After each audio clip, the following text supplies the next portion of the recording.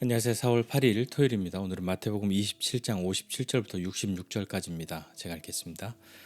저물었을 때에 아리마대의 부자 요셉이라는 사람이 왔으니 그도 예수의 제자라.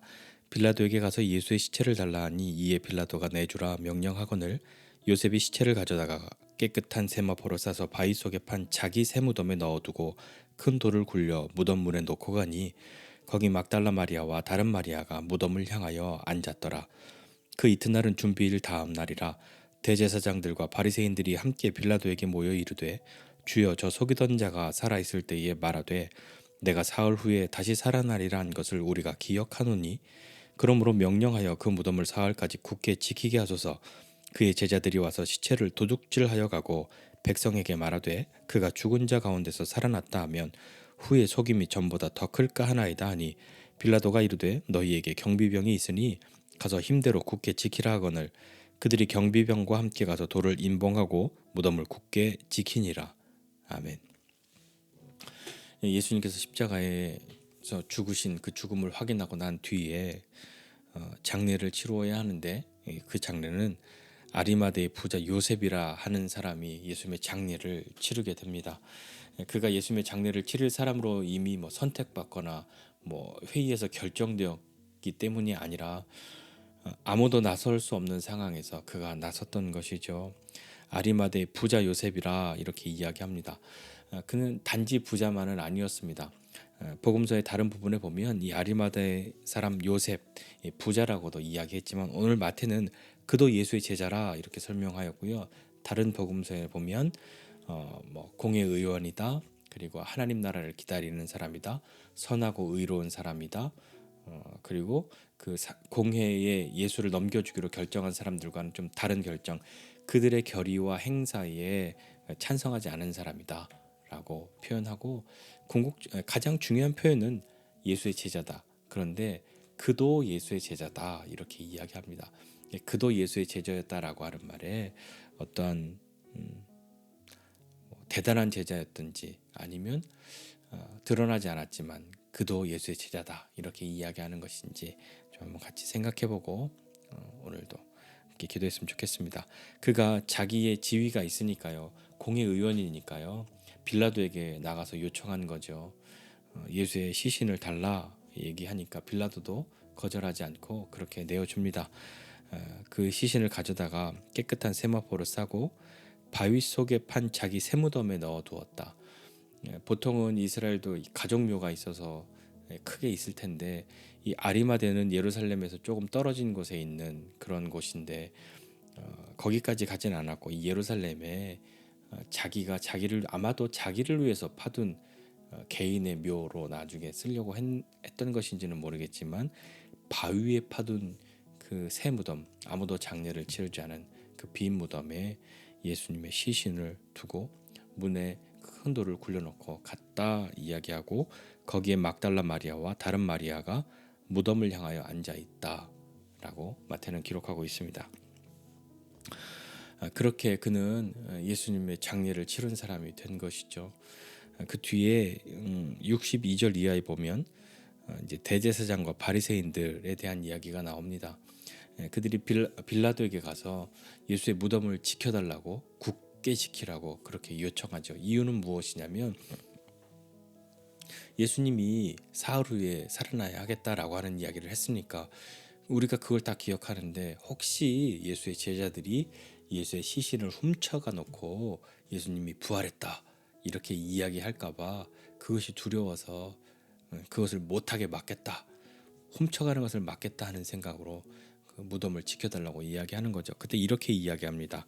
63절에 보니까 주여, 여기 주는 빌라도죠, 저 속이던 자, 예수님입니다. 속이던 자가 살아있을 때 말하되 이렇게 하면서 사흘 후에 살아나겠다 이 이야기하는데, 예수님을 속이던 자라고 단정하고 그렇게 이야기합니다. 그리고 그 속이던 자를 그의 제자들이 그 시신을 훔쳐가서 그렇게 이야기하면, 살아났다고 이야기하면 더 큰 그런 속임이, 그 속임이 전보다 더 클까 염려됩니다라고 이야기하죠. 정직하지 않은 그들이 예수님을 향해서 속이던 자라고 이야기하고 빌라도에게 뭐 간청하는 듯하지만 어느 정도 이 압박감을 줄 수 있는 그런 이야기. 예수가 다시 살아났다고 얘기하면 아마 더 큰 소동이 일어날 거야라고 하면서 빌라도에게 이야기하고, 빌라도가 경비병들과 가서 힘대로 굳게 지키라 이렇게 이야기하고, 대제사장과 바리새인들이 경비병과 함께 가서 돌로 그 무덤을 임봉합니다. 돌을 굴려서 문을 막고 틈을 다 메꿔서 열리지 않도록, 그리고 열었으면 표시가 나도록 그렇게 한 것이죠. 그리고 무덤을 굳게 지켰다. 굳게 지켜주세요라고 요청했고, 그럼 니들이 가서 힘대로 굳게 지켜 이야기했고, 대제사장과 바리새인들이 군인들과 함께 가서 굳게 지켰다라고 성경은 기록하고 있습니다. 뭐 굳게 지킨다고 뭐 지켜질 수 있는 것은 아니었습니다. 왜냐하면 그들이 예수의 부활을 막을 수는 없죠. 그들이 굳게 지키고자 했던 이유는 예수님이 부활하실 것 때문에 부활을 못하도록이 아니라 예수님의 제자들이 예수님의 시신을 훔쳐가지 못하도록 지키려고 했던 것이죠. 그들은 애초에 부활을 믿지 않았습니다. 무슨 부활이야? 혹 마음속에 혹시 부활할지도 하는 염려를 뭐 사람이니까 할 수는 있었겠으나, 그들의 목적은 부활을 막겠다가 아니라 시신을 훔쳐가는 것을 막겠다 하는 것이었고요. 나중에 예수님이 부활하시고 난 뒤에 그들이 예수의 제자들이 시신을 훔쳐가 놓고 이렇게 이야기한다라고 소문을 퍼뜨리는 사람이 됩니다. 그것이 가장 두려웠기 때문에 그것으로 소문을 내게 되는 것이죠.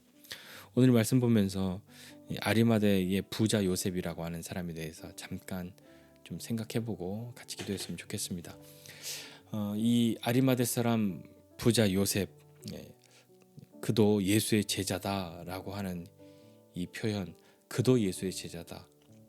그가 이전에 예수님을 따르는 것으로 유명했고, 뭐 예수님을 위해서 크게 헌신했고 했던 그런 사람이기 때문에 예수의 제자다라고 말한 것 같지는 않습니다.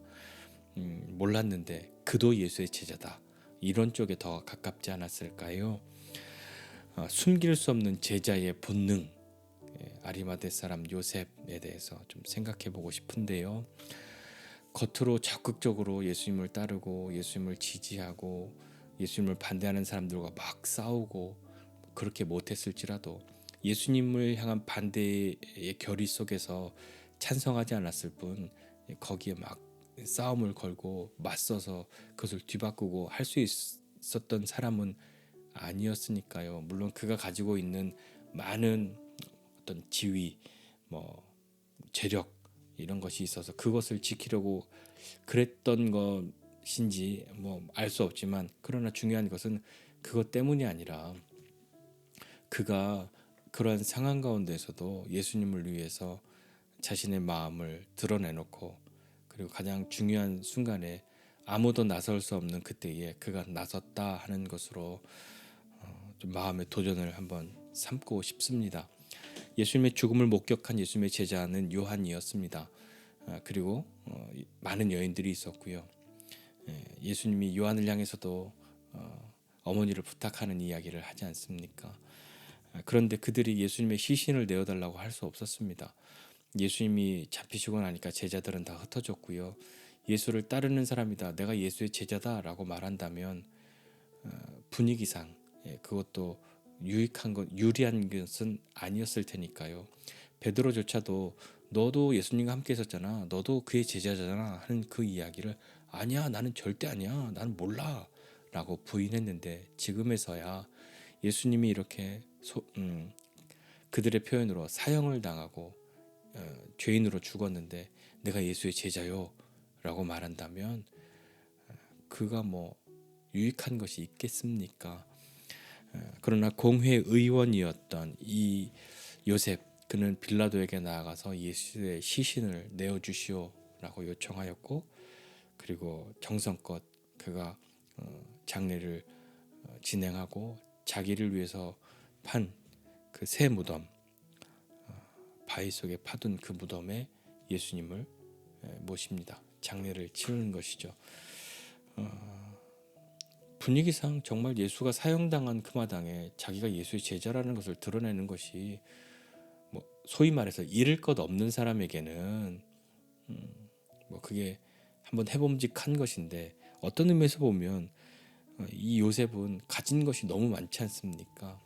그런데 그가 거기에서 예수의 제자라는 것을 드러내고 나도 예수를 지지하는 사람이요 그는 그렇게 죄인이 아니요라고 하는 그런 의미의 행동들을 하는 것은 좀 다른 것이죠. 그러니까 그도 예수의 제자다라고 하는 것이 이 행동을 했기 때문에 그가 제자다가 아니라 그 이전에 그의 마음 가운데에 예수님을 따르고 또 예수님을 위해서 자기가 그 가르침을 따르면서 자기가 할 수 있는 일들을 하겠노라 하는 그런 삶과 마음이 있었기 때문에 이런 어떠한 나름의 위기의 상황, 어려움의 때에 자기의 그 본분인 원래 자기의 그 정체성으로 가지고 있는 예수의 제자다 하는 것을 숨기지 않고 드러낼 수 있었던 것은 아니었겠습니까?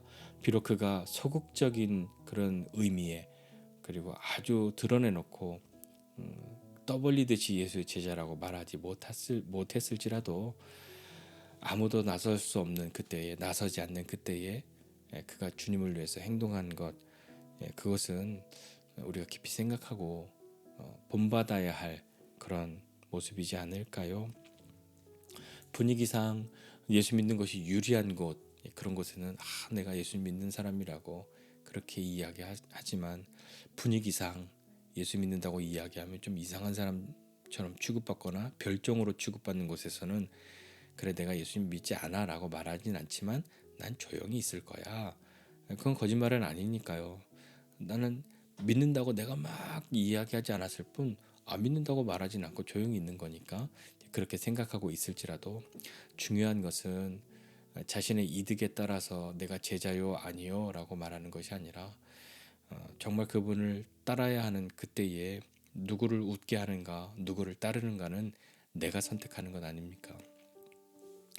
오늘 이 말씀 보면서 너 같은 사람도 교회 다녀? 뭐 너도 예수님 믿는 사람이야 라는 말을 우리가 듣는 삶을 살았고 또 살고 있다고 하여도 뭐 아픈 이야기이긴 합니다만 그것이 뭐 자랑할 만한 이야기는 아닐지라도 그래도 나도 예수님을 따르는 사람이다. 잘 따르고 싶은 사람이다. 라는 마음을 잃지 않고 우리가 나아간다면 한 걸음 한 걸음 나아가지 않겠습니까? 비록 여전히 연약하고 여전히 죄악된 삶을 살 수밖에 없는 우리일지라도 그런 우리를 새롭게 하고 그런 우리를 살리시려고 주님이 하신 그 일들 주님의 그 사랑을 우리가 깨닫고 나아간다면 다시 한번 한 걸음 한 걸음 그렇게 새롭게 발걸음을 떼어야 하지 않을까요?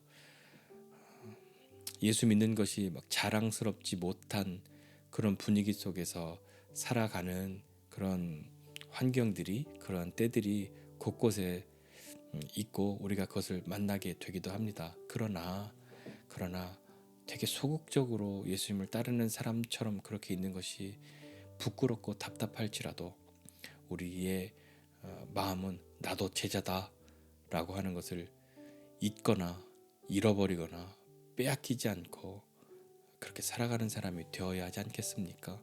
그렇게 되려고 한다면 드러나지 않게 해야 할 일이 무엇일까요?